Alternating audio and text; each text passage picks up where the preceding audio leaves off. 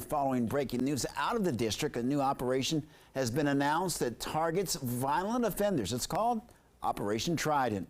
DC News Now's Daniel Hamburg is following the story for us tonight. Daniel, good evening.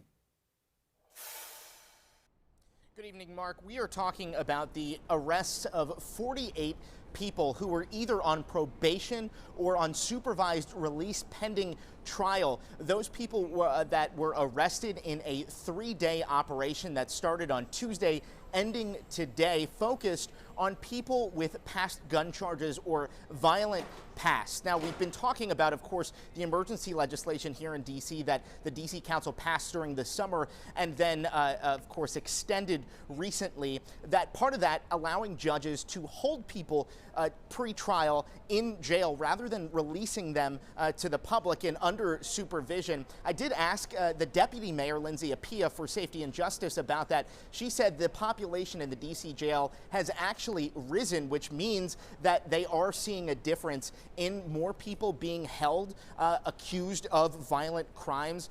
Now, this, again, was a collaboration between the FBI, U.S. Marshals, and the pretrial detention services, as well as MPD.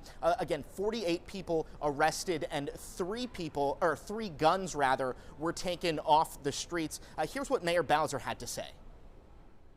What I want to be crystal clear to the community is that we're going to do everything that we can to make our community safer, and people who are under supervision because they've been accused of a crime and who are awaiting trial. Ms. Cooper's staff is making sure that they're being in compliant. The idea behind it is that they're not going to be out there committing crimes while they're being charged with other crimes, and if they can be connected to services, they are. Now, of the 48 arrests, there were 96 total charges. 72 were warrants closed and 24 were additional charges. So again, this is largely focusing on those people, again, through probation, or they were supposed to report to the pretrial detention services that they were not compliant with that. Now, asked whether these people will be just let back out on the street after these arrests, out by the weekend maybe, Mayor Bowser says the goal is to have those people who are arrested either stay in jail or, of course, be compliant with the pretrial detention services.